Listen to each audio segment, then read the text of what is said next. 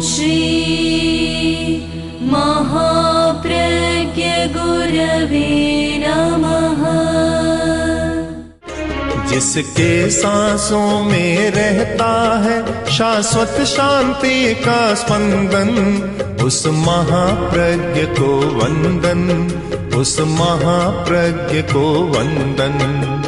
सत्य अहिंसा अनेकांत को अर्पित जिसका तन मन, उस महाप्रज्ञ को वंदन, उस महाप्रज्ञ को वंदन।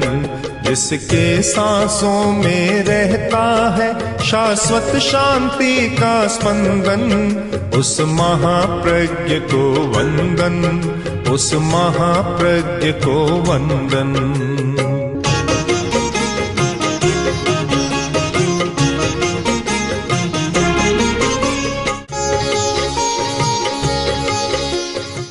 सहिष्णुता एक बहुत बड़ी शक्ति है। इसे दो भूमिकाओं पर देखना होगा। कोई भी वस्तु भूमिका भेद के बिना पूरी समझ में नहीं आती। एक सामाजिक मनुष्य की भूमिका है और एक अध्यात्म के क्षेत्र में काम करने वाले साधक की भूमिका है। एक भूमिका में प्रतिकार और प्रतिशोध भी मान्य है और एक भूमिका है जहाँ प्रतिशोध और प्रतिकार मान्य नहीं है। दोनों में बड़ा अंतर है। समाज की भूमिका में प्रतिकार मान्य है और प्रतिशोध भी चलता है। अध्यात्म की भूमिका में या आत्मशोधन की भूमिका में प्रतिकार भी मान्य नहीं और प्रतिशोध भी मान्य नहीं है। सैकड़ों सैकड़ों वर्षों का संतों का इतिहास हमारे सामने है कि उनके सामने कितने कष्टप्रद वातावरण आए, स्थितियां आई और वे बिल्कुल शांत रहे, समभाव से सहन किया। एक वह भूमिका है और एक भूमिका है जहाँ प्रतिशोध लेने की बात आती है। सामाजिक जीवन में प्रतिशोध मुक्त बड़ा कठिन कार्य है। अहिंसा को हम व्यापक क्षेत्र में लागू करें, किंतु इस बात को कभी न भूलें कि समाज की भूमिका पर केवल अहिंसा प्रतिष्ठित नहीं हो सकती। एक लड़के ने पड़ोसी के घर का कांच का शीशा तोड़ दिया। पड़ोसी ने शिकायत की कि तुम्हारे लड़के ने मेरी खिड़की का शीशा तोड़ दिया। पिता बोला, कोई बात नहीं, आप क्षमा करें, पागल है।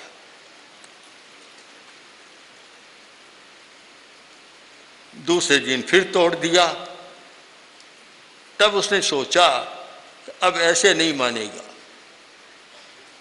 अपने लड़के को भेजा, कार खड़ी थी, कार का शीशा तोड़ दिया और वह आया, देखो तुम्हारे लड़के ने मेरी कार का शीशा तोड़ दिया। भाई कोई बात नहीं, पागल। खिड़की का शीशा तोड़ने वाला भी पागल और कार का शीशा तोड़ने वाला भी पागल। अब कार का शीशा क्यों तोड़ा? उसने समझा कि प्रतिकार के बिना मानेगा नहीं, इसका बदला लेना होगा। तो यह प्रतिकार और प्रतिशोध ये समाज की भूमिका में चलते हैं।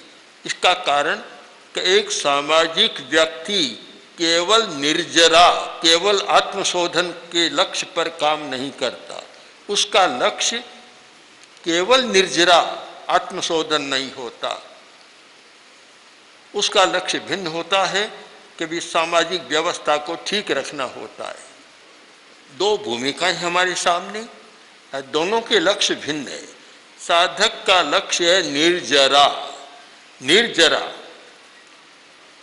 आत्मशोधन, और साथ में यह चिंतन कि नए सिरे से पाप कर्म का बंधन न हो। एक भूमिका का चिंतन।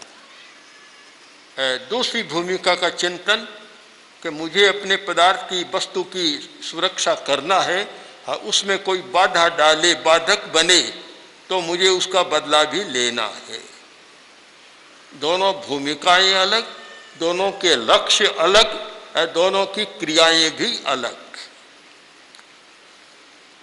हम विचार कर रहे हैं साधक की भूमिका पर कि साधक के सामने कोई कठिन परिस्थिति आए, कठिनाई आए, कष्ट आए, तो उस समय उसका क्या चिंतन होना चाहिए, क्योंकि उसका लक्ष्य है निर्जरा। बस एक लक्ष्य है निर्जरा, यानी आत्मशोधन मुझे करना है, पुराने कर्मों का क्षय करना है, उन्हें समाप्त करना है और आत्मा का शोधन करना है। तो साथ यह रहेगा कि शोधन कब होगा कि नए सिरे से पाप कर्म का बंधन न हो, तब शोधन होगा। अगर नए सिरे से पाप कर्म का बंध होता गया, निर्जरा होती गई, शोधन होता गया, तो कोई बहुत बड़ी बात नहीं होगी। यह क्रम तो बराबर चलता रहेगा और आत्मा पूर्ण शुद्ध नहीं हो पाएगी, हस्ति स्नान हो जाएगा।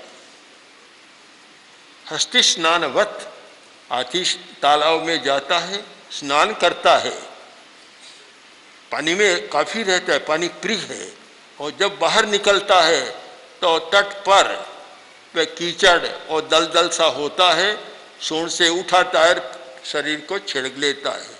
स्नान किया न किया बराबर हो जाता है, हस्ति स्नानवत। तो जो व्यक्ति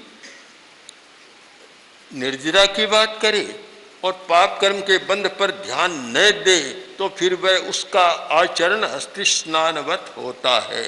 साधक का आचरण ऐसा होना चाहिए कि निर्जरा हो और पाप कर्म का बंधन नए सिरे से न हो।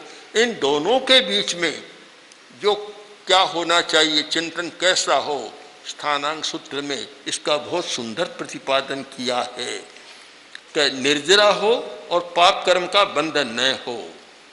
अब कोई आदमी आकर और एक साधक को, साधु को गाली देता है, या कभी कभी ताड़ना भी दे देता है, कभी चोट भी कर देता है।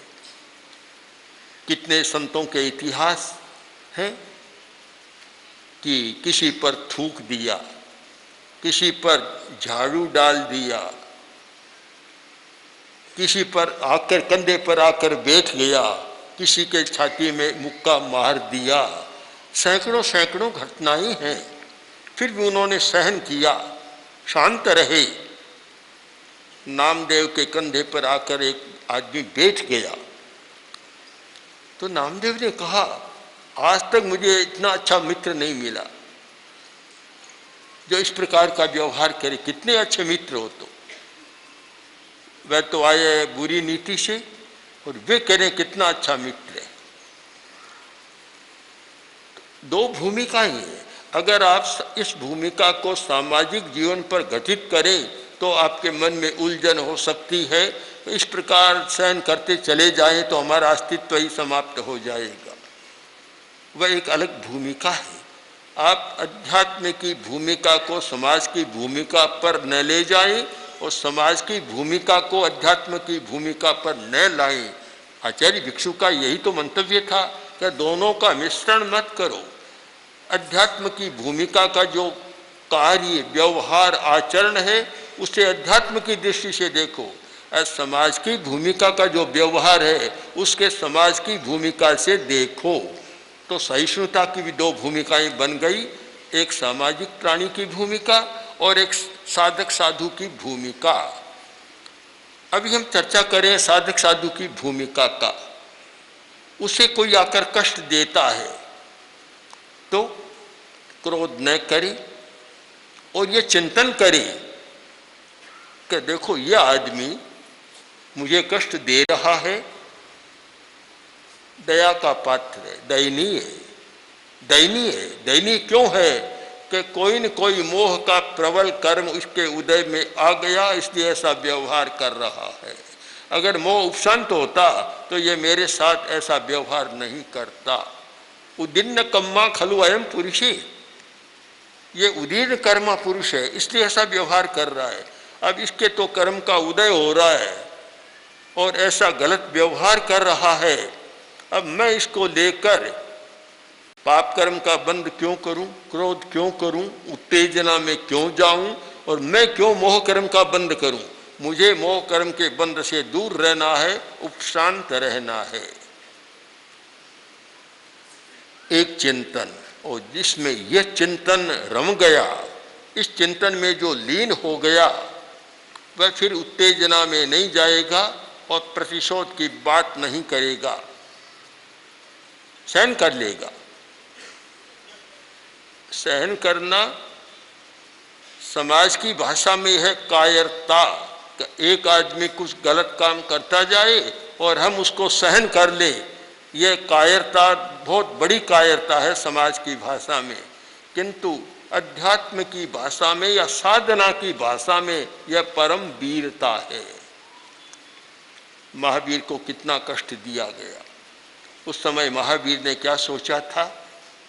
महावीर कायर नहीं थे, परम वीर थे। उन्होंने यह सोचा कि देखो, मुझे निमित्त बनाकर तो लोग अपनी समस्याओं को सुलझाते हैं और ये मुझे निमित्त बनाकर उलझ रहा है और पाप कर्म का बंद कर रहा है। यह चिंतन था उस समय का। उदीन्न कम्मा खलु अयम पुरुषे। और जब यह चिंतन होता है तो वह न तो आक्रोश में जाता, गाली गलौज करता, न कोई प्रहार करता और न कभी तनाव में जाता। शांत भाव से सह लेता है। और क्यों सह लेता है कि शरीर को कष्ट हो रहा है, पर मुझे तो आत्मा को सामने रखना है, आत्मा को पवित्र बनाना है, तो मेरे लक्ष्य में ये बाधक नहीं बनना चाहिए। अगर इसने मुझे कष्ट दिया और मैं भी उत्तेजना में आ गया तो वह तो सफल हो गया और मैं हार गया, वह जीत गया और मैं हार गया। इतना चिंतन जिसके मन में आत्मसात हो जाए, कोरा पढ़ना नहीं, आत्मसात हो जाए, सात्मीकरण हो जाए। जैसे भोजन का सात्मीकरण होता है कि खाते हैं कुछ और बनता है रस, लोही, मांस, ये बनता है, सात्मीकरण होता है। ऐसे ही यह चिंतन सात्मीभूत हो जाए, इसका सात्मीकरण हो जाए, तो फिर वह साधक अनुत्तेजित उपशांत रह सकता है। उसे कोई भी गुस्से में ला नहीं सकता।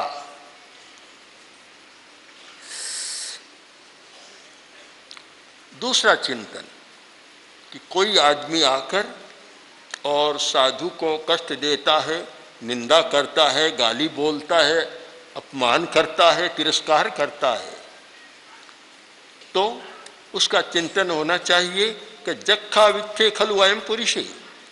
ये दूसरा आलंबन है कि यह पुरुष यक्षाविष्ट है। जैसे प्रेत आत्मा किसी को लग जाती है और वह अपने काबू में नहीं होता, उसे पता नहीं चलता मैं क्या कर रहा हूँ, तो यह आदमी कोई यक्ष से आविष्ट है, कोई प्रेत आत्मा से आविष्ट है, इसलिए ऐसा व्यवहार कर रहा है। तो बेचारा अपने बस में नहीं है, ये किसी के बस में होकर कर रहा है, तो मुझे इस पर क्यों गुस्सा करना चाहिए और क्यों मुझे उत्तेजित होना चाहिए। दूसरा आलंबन। तीसरा एक तद्भव वेदनीय कर्म। एक चिंतन का बहुत बढ़िया सूत्र है कि मैंने कोई ऐसा कर्म किया है जो इसी जन्म में उदय में आना है, तो ये तो निमित्त बन रहा है। क्योंकि कर्म भी जब विपाक में आता है तो कोई न कोई निमित्त बनता है। द्रव्य, क्षेत्र, काल और भाव, कोई न कोई निमित्त होना चाहिए। अगर निमित्त न मिले तो कर्म का विपाकोदय नहीं होता, वह प्रदेशोदय में ही चला जाता है। निमित्त मिलता है तब वह प्रदेश विपाक में आता है। तो मैंने कोई तद्भव वेदनीय कर्म किया है, इस जन्म में भुगतने लायक कोई मैंने कर्म किया है और उस कर्म को उदय में आना है। ये तो बेचारा निमित्त बन रहा है, मूल कारण तो इसका कर्म, मेरा किया हुआ कर्म है। जब मेरा किया हुआ कर्म मुझे भुगतना है तो मुझे फिर क्यों गुस्सा करना चाहिए, क्यों आवेश करना चाहिए, क्यों उत्तेजना में आना चाहिए। ये चिंतन कर और वह शांत रहता है। उपशांत रहने के आलंबन का आदमी उपशांत कैसे रह सकता है? सामने कोई अप्रिय व्यवहार करे, उत्तेजनापूर्ण व्यवहार करे, दूसरा आदमी उपशांत रहे, ये कैसे हो सकता है? क्योंकि जब चलता है जैसे को तैसा, जैसे को तैसा, अथवा सठे साठ्यम समाचरित। अगर कोई सठ है, सठता करता है, तो फिर वापस उसके सामने सठतापूर्ण व्यवहार करना चाहिए। यह एक अवधारणा है और मैं मानता हूँ समाज की भूमिका पर यह अवधारणा है, इसको हम बिल्कुल गलत भी नहीं कह सकते। ये एक सामाजिक क्षेत्र की अवधारणा है, किंतु आप निश्चित माने कि धर्म के क्षेत्र की अवधारणा अलग होगी और समाज के क्षेत्र की अवधारणा अलग होगी। अगर दोनों की अवधारणा एक ही हो सारी की सारी, तो फिर दोनों में भेद रेखा खींचना भी मुश्किल हो जाता है। तो यह सठी साठ्यम वाली बात, यह सामाजिक अवधारणा है। किंतु कोई सठता का व्यवहार करता है, उसके साथ भी विनम्रता का व्यवहार, सरलता का व्यवहार, मृदुता का व्यवहार, अच्छा व्यवहार करना चाहिए। यह अध्यात्म की भूमिका का चिंतन है, साधना की भूमिका का चिंतन है। तो वह यह सोचेगा कि मेरा किया हुआ कर्म ही मेरे उदय में आया है, इसलिए मुझे इस बारे में सोचना नहीं चाहिए और मुझे शांत रहना चाहिए। चिंतन जैसा जमा हुआ है दिमाग में, आदमी उस वैसा व्यवहार करता है और उसको हर घटना को, परिस्थिति को सह लेता है। सहन करना बहुत कठिन बात है, पर कौन आदमी सहन नहीं करता? सब लोग सहन करते, करना ही पड़ता है। नौकर भी सहन करता है, कर्मचारी भी सहन करता है, और बड़ा आदमी आ जाए तो छोटा आदमी भी सहन करता है। मैंने देखा बड़े बड़े अफसर जब आते हैं, छोटे अफसर रोब जमाते हैं, बड़े अफसर आते हैं तब ऐसे बन जाते हैं जैसे मौन मुंह अलग से हो जाते हैं। उनकी डांट उनको सहना पड़ता है। हर आदमी को सहना तो पड़ता ही है, पर एक अध्यात्म का इतना पवित्र चिंतन और एक महत्वपूर्ण चिंतन है, यह समझ में आ जाए तो फिर सहना पड़ता नहीं, उपशम स्वयं आगे आ जाता है। उपशम करना नहीं होता। उपशम कैसे हो सकता है? कोई व्यक्ति यह सोचे कि उपशम की साधना क्या है, ये चिंतन उपशम की बड़ी साधना है। इस प्रकार का चिंतन अंतःकरण में रम जाए और बार बार इसकी अनुप्रेक्षा हो तो वह चेतना जाग जाती है कि समय आने पर उत्तेजना पीछे चली जाएगी, उपशम सामने आ जाएगा, व्यक्ति उपशांत बना रहेगा। पर यह केवल सुनने से संभव नहीं है, यह संभव है चिंतन करने से। चिंतन जब हो गया तो आदमी दूसरे से ऐसे प्रभावित नहीं होता। एक आदमी जो स्थिति आती है उससे प्रभावित हो जाता है, और एक व्यक्ति ऐसा है कि प्रभावित नहीं होता, कारण उसका अपना चिंतन है, अपना चिंतन।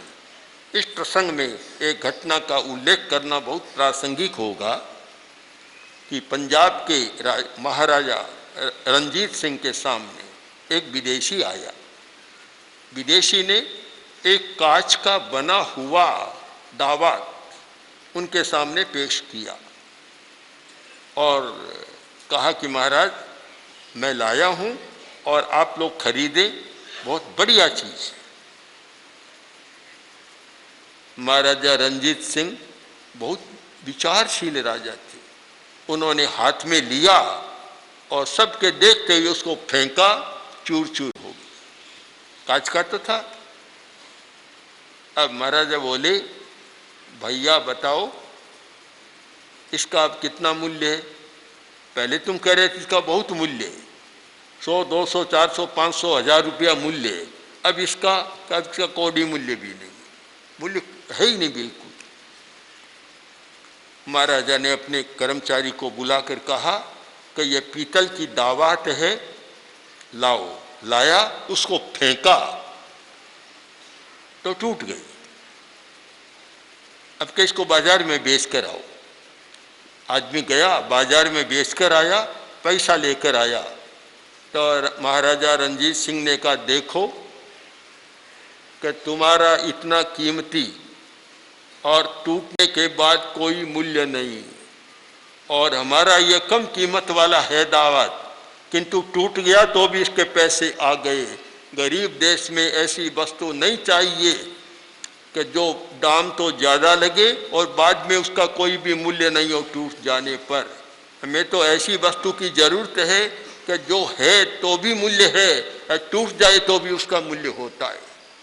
कितना एक बढ़िया चिंतन था। आज के जो स्वदेशी आंदोलन की बात करने वाले, स्वदेशी की बात करने वाले, कितना बढ़िया है।